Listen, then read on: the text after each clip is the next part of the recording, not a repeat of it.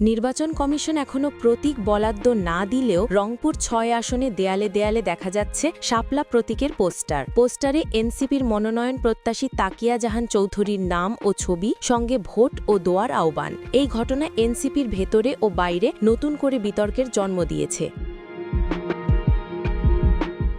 NCP বর্তমানে পছন্দের প্রতীক শাপলা নিয়ে নির্বাচন কমিশনের সঙ্গে টানাপোড়েনে রয়েছে। এর মধ্যেই এমন পোস্টার লাগানোর প্রশ্ন উঠেছে, প্রতীক বরাদ্দের আগেই কিভাবে শাপলা প্রতীকের ব্যবহার শুরু হলো। তবে তাকিয়া জাহান জানান, পোস্টারগুলো আগেই ছাপানো হয়েছিল, তখন প্রতীক নিয়ে কোনো বিতর্ক ছিল না, ভুলক্রমে সেগুলো লাগানো হয়েছে। তিনি দাবি করেন, বিষয়টি উদ্দেশ্যমূলক নয়, বরং সময়ের ভুল বোঝাবুঝি।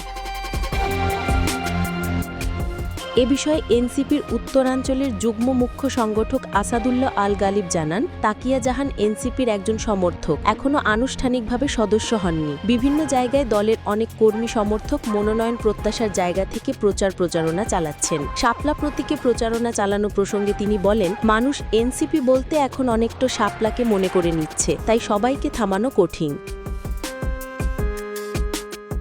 দ্বাদশ জাতীয় সংসদ নির্বাচনে তাকিয়া জাহান স্বতন্ত্র প্রার্থী হিসেবে প্রতিদ্বন্দ্বিতা করেছিলেন। জুলাই অভ্যুত্থানের পর থেকে তিনি সক্রিয়ভাবে এনসিপির রাজনৈতিক কর্মকাণ্ডে যুক্ত রয়েছেন এবং এবার দলীয় প্রার্থী হিসেবেই অংশ নিতে চান।